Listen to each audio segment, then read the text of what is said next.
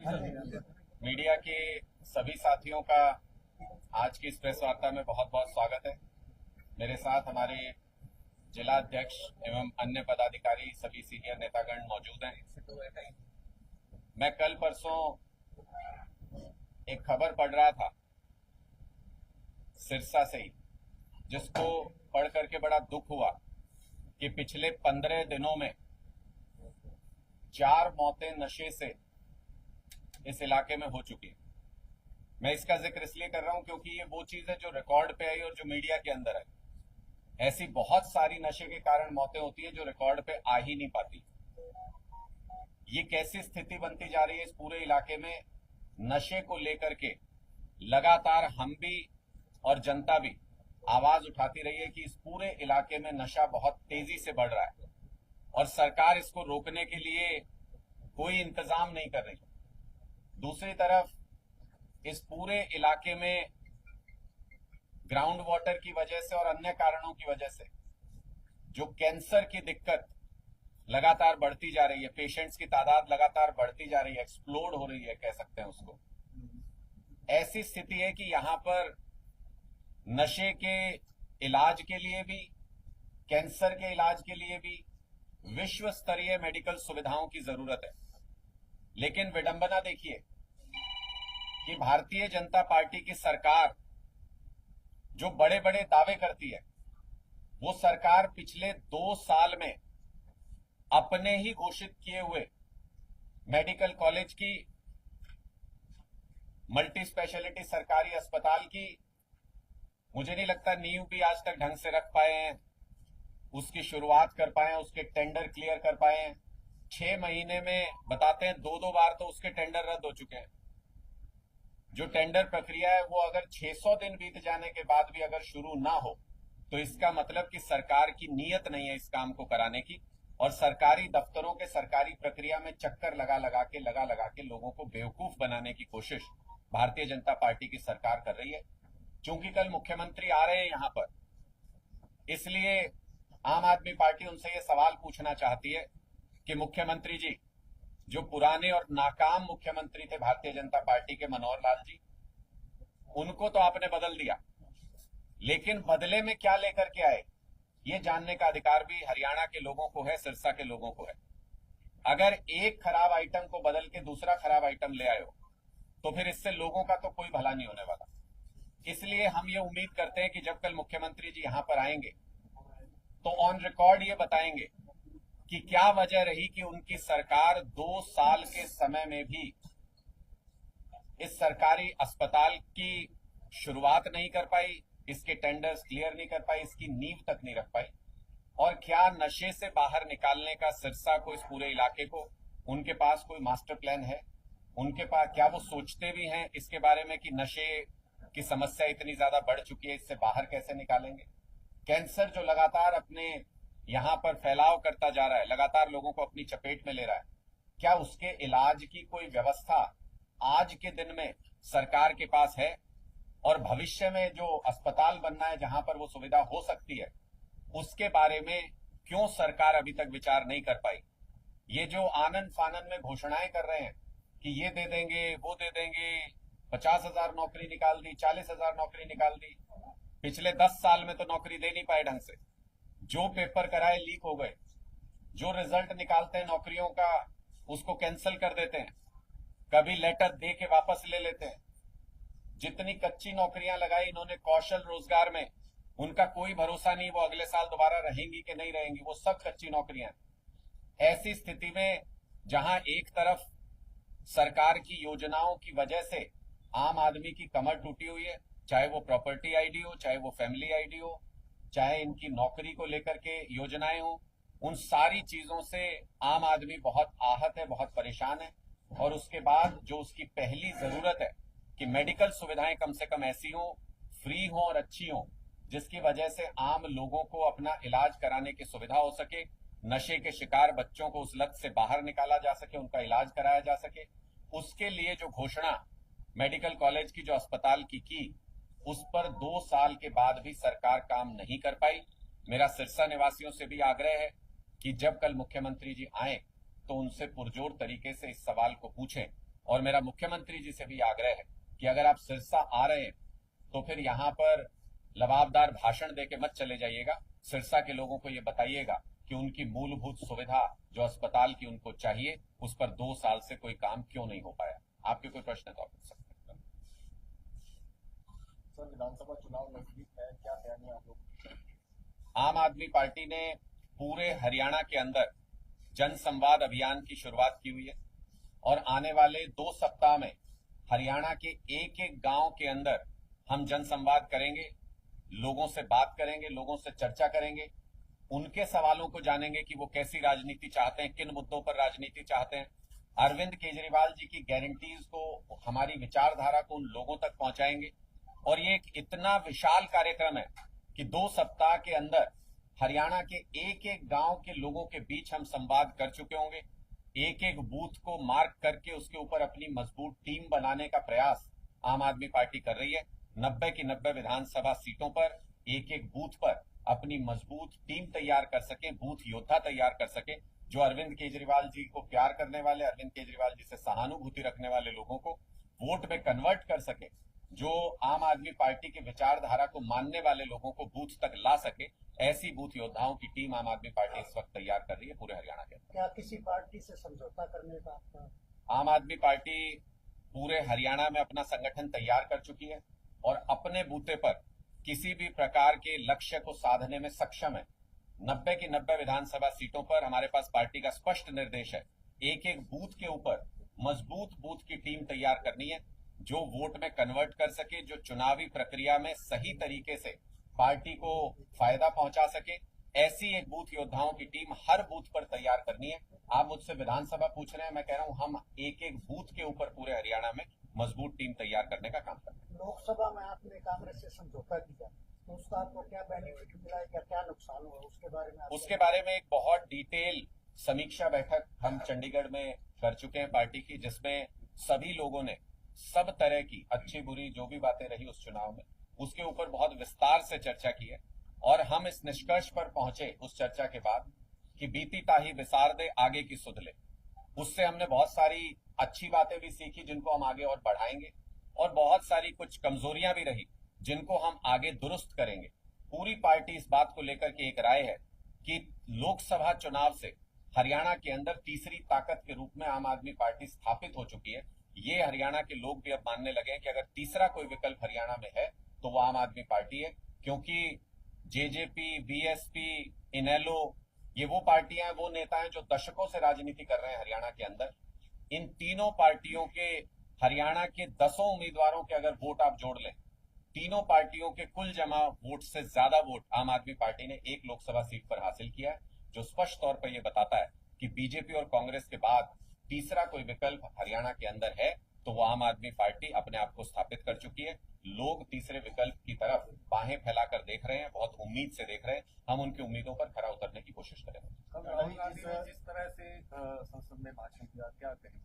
देखिए, मुझे लगता है कि पूरा विपक्ष संसद के अंदर एकजुट है और देश के लोगों ने जो आईना दिखाया है प्रधानमंत्री नरेंद्र मोदी जी के अहंकार को, भारतीय जनता पार्टी के अहंकार को, जैसे वो धर्म और जाति के नाम पर नफरत फैलाते हैं, उसको जो आईना दिखाया है। 400 पार का सपना लेके चले थे, 240 पे आके टिके हैं, और अगर इसी रफ्तार से चलते रहे तो भारतीय जनता पार्टी एक एक स्टेट के अंदर हारती जाएगी और आने वाले समय में देश के अंदर भारतीय जनता पार्टी की सरकार नहीं होगी, क्योंकि विपक्ष एक मजबूत आवाज बन करके, चाहे वो युवाओं का नीट का मुद्दा हो, चाहे वो किसानों का मुद्दा हो, चाहे वो बेरोजगारी का मुद्दा हो, अग्निवीर का मुद्दा हो, जो मुद्दे जनता के मुद्दे, देश के मुद्दे हैं, उनको एक मजबूत विपक्ष संसद के अंदर रखने में कामयाब हो रहा है। और सत्ता पक्ष को एक मजबूत विपक्ष की, देश की आवाज को सुनना पड़ रहा है। ये सबसे बड़ी कामयाबी इंडिया गठबंधन की रही। जो हमने लोकसभा चुनाव में सोचा था उसको इंडिया गठबंधन ने हासिल किया। समाधान शिविर को कैसे देखते हैं सर? समाधान शिविर, देखिए, मुझे लगता है कि समाधान शिविर खाना पूर्ति से ज्यादा कुछ नहीं है, क्योंकि समाधान शिविर के बहुत सारे फीडबैक हमारे पास भी आते हैं। लोग अपनी समस्याओं को लेके जाते हैं और उनको टाल मटोल करके आगे की तारीख देके वहां से भेज दिया जाता है। जब सिस्टम अगर काम करता तो समाधान शिविर की जरूरत नहीं पड़ती, और सिस्टम अगर काम नहीं कर रहा है तो समाधान शिविर भी कुछ कर नहीं पाएगा। इसलिए ये जो अब खाना पूर्ति की जा रही है, मुख्यमंत्री पूरे प्रदेश में जगह जगह पर जाते हैं और अलग अलग तरह की घोषणाएं करके आ जाते हैं, जबकि समय नहीं बचा उन घोषणाओं को पूरा करने का। इस वक्त आखिरी विधानसभा का सेशन शुरू होने जा रहा है हरियाणा विधानसभा का कुछ ही दिनों में, और उसमें वो क्या कर सकते हैं, कौन से वादों को पूरा कर सकते हैं, ये तो लोग देखेंगे ही। साथ ही ये भी देखेंगे कि जो बड़ी बड़ी घोषणाएं अब कर रहे हैं भारतीय जनता पार्टी के मुख्यमंत्री, हरियाणा के मुख्यमंत्री, वो पिछले 9.5 साल में उस काम को अंजाम क्यों नहीं दिया और उसकी जवाबदेही किसकी है, ये भी हरियाणा के लोग प्रश्न पूछेंगे। तो जो समाधान शिविर आयोजित किए जा रहे हैं, वो भारतीय जनता पार्टी ने जो लोकसभा चुनाव के परिणाम देखे हैं, जिससे उनके अंदर भय का माहौल है, जिससे उनको लगता है कि असली नाराजगी तो हरियाणा की सरकार से थी, इसीलिए मनोहर लाल जी को बदलना पड़ा लोकसभा चुनाव से पहले। उनको लगता है कि जब असली नाराजगी वाला जब चुनाव आएगा तो हमारी क्या हालत होने जा रही है। पहले जनता ने उनको हाफ पे पहुंचा दिया हरियाणा में, विधानसभा चुनाव में सुपड़ा साफ करेगा। दादा जी, जो आप जैसे गारंटी की आप बात कर रहे हैं केजरीवाल की, पंजाब में भी आप अच्छे बहुमत से जीते थे, लोकसभा में ऐसी क्या हालात हुई कि बुरे हाल हो गए? देखिए, मुझे नहीं लगता कि कोई बहुत ज्यादा उसमें हमारा खराब प्रदर्शन इस मामले में रहा है। अगर आप वोट प्रतिशत के लिहाज से देखें तो भी हम एट पार हैं, और एक सोची समझी रणनीति के तहत हमने ये तय किया था कि वहां पर मिल के चुनाव नहीं लड़ा जाएगा, क्योंकि विपक्ष का स्थान हम वहां भारतीय जनता पार्टी को नहीं देना चाहते थे। मकसद क्या था इंडिया गठबंधन का, कि भारतीय जनता पार्टी को रोकना है, अहंकार को रोकना है, मोदी जी की तानाशाही को रोकना है। परिणाम क्या है पंजाब के अंदर, कि इंडिया गठबंधन सभी सीटें जीत गया चंडीगढ़ समेत, और भारतीय जनता पार्टी 0 पर पहुंच गई पंजाब के अंदर भी और चंडीगढ़ के अंदर भी। यानी कम से कम एक सूबा और एक केंद्र शासित प्रदेश, एक केंद्र शासित जगह हमने क्लियर कर ली पूरी तरह से, जहां पर भारतीय जनता पार्टी के कोई फुटप्रिंट नहीं है। इस मामले में अगर देखें तो रणनीति कामयाब रही। चुनाव में हार जीत होती रहती है, परिणाम थोड़े बहुत ऊपर नीचे होते रहते हैं, उनकी समीक्षा भी की जाती है, उनसे सीखा भी जाएगा और आगे मजबूत तरीके से लोगों के बीच में जाएंगे। लोगों की जो कमी भी अगर हमें कोई रह गई है, मुझे लगता है भारत के इतिहास में सबसे तेजी से अपनी गलतियों से सीखने वाली पार्टी अगर कोई है तो वो आम आदमी पार्टी है। हमने पास्ट में भी अपनी गलतियों से बहुत तेजी से सीखा है। हम इस चुनाव की अपनी छोटी मोटी जो भी गलतियां रही उनसे भी बहुत तेजी से सीखेंगे और लोगों की सेवा आगे बढ़ाएंगे। टांडा साहब, पानी का एक बड़ा मुद्दा है, दिल्ली में भी ये मुद्दा चलता रहा कि हरियाणा पानी नहीं दे रहा है। दूसरा सवाल है SYL का। केजरीवाल साहब इलेक्शन के दौरान पंजाब में कहते हैं कि हमें जो पंजाब का पानी का हिस्सा है वो पानी मिलेगा, और भगवंत मान जी ने ये ऑर्डर भी पास किया है कि ये पंजाब का पानी। हरियाणा को क्या SYL का पानी मिल पाएगा?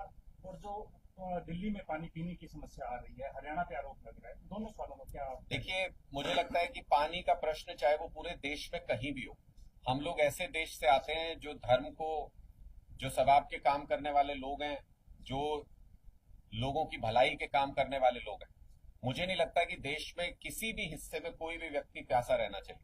मुझे नहीं लगता कि अगर देश के किसी भी हिस्से को पानी की जरूरत है तो वहां पर किसी प्रकार की कोई कमी रहनी चाहिए। कमी कहां पर है इसको समझना जरूरी है। आज तक ये राजनीतिक पार्टियां इन मुद्दों के ऊपर सिर्फ और सिर्फ राजनीति करती आई है, कोई समाधान आज तक नहीं किया गया। ये अभय चौटाला जी कुरुक्षेत्र के चुनाव में गए जब भारतीय जनता पार्टी के एजेंट बन के, मैंने तो वहां भी स्पष्ट तौर पे कहा, मैंने कहा कि ये भाजपा के दलाल हैं, ये ताऊ के लाल नहीं है। लोगों ने उसको स्वीकार किया, उस पर स्टैंप लगा के वापस यहाँ पे भेज दिया है कि ये भारतीय जनता पार्टी के इशारे पे काम करते हैं। वो वहां पे कहते थे, बोले हरियाणा हमने बनाया, हरियाणा हमने बनाया। तो मैंने कहा जी, जब मकान बनाते हैं तो पानी की पाइप तभी दबाते हैं कि 10-15 साल बाद दबाते हैं। जब हरियाणा बनाया तो पानी लाना क्यों भूल गए थे? उस वक्त अकालियों के साथ आपका क्या गठजोड़ था? अंदर खाने क्या सेटिंग थी? क्या राजनीति के लिए इस मुद्दे को छोड़ दिया गया कि तुम उधर से गाली देते रहना, हम इधर से गाली देते रहेंगे, इस पे हम राजनीतिक रोटियां सेकेंगे? भारतीय जनता पार्टी को क्या 2 बार मौके नहीं मिले जब केंद्र में, पंजाब में और हरियाणा में तीनों जगह उनकी सरकार थी? क्यों इस मुद्दे का समाधान नहीं कर पाए? क्योंकि आपस में बैठ के ही तो बातचीत होगी, और सबसे फेवरेबल माहौल तभी होता है जब दोनों तीनों जगहों पर एक ही पार्टी की सरकार हो। बातचीत करना, समाधान करना सबसे आसान तभी होता है। अभी तो ये राजनीतिक गेंद इधर से उधर उछाली जा रही है।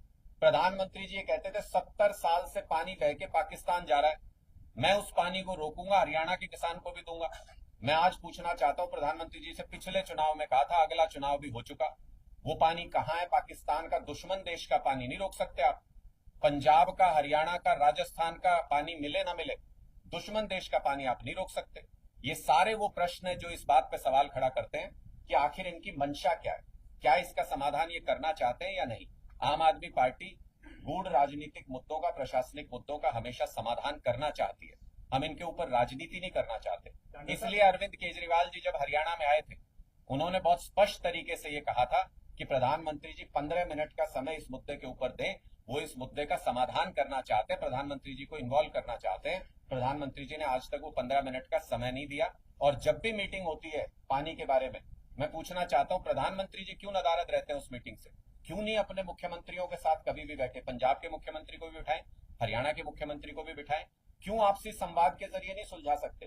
पिता जिस मुद्दे के ऊपर बैठा नहीं होगा, जिस बहस के अंदर बैठा नहीं होगा, बेटे उसमें बंटवारे का समाधान कभी नहीं कर सकते जब तक पिता उस मीटिंग के अंदर शामिल नहीं होगा। प्रधानमंत्री जी अपनी जिम्मेदारियों से बच रहे हैं। टांडा साहब, आपने कहा कि जो पहले पार्टियां हैं, जो और मुख्य पार्टियां हैं, वो एक दूसरे पर आरोप लगाती हैं और काम नहीं करती। आप भी तो वही कर रहे हैं, उन पे आरोप लगा रहे हैं। मेरा एक सीधा सा सवाल है, SYL को लेकर आम आदमी पार्टी पंजाब में कहती है कि पानी ये पंजाब का है, पंजाब को मिलेगा। हरियाणा में कब पानी मिलेगा? आप कह रहे हैं कि हरियाणा के लोगों को भी मिलना चाहिए। देखिए, SYL पर आपका क्या स्टैंड है? मैं बहुत स्पष्ट तरीके से इस पे हमारा स्टैंड बहुत क्लियर है। हम इस मुद्दे के ऊपर राजनीति नहीं करना चाहते।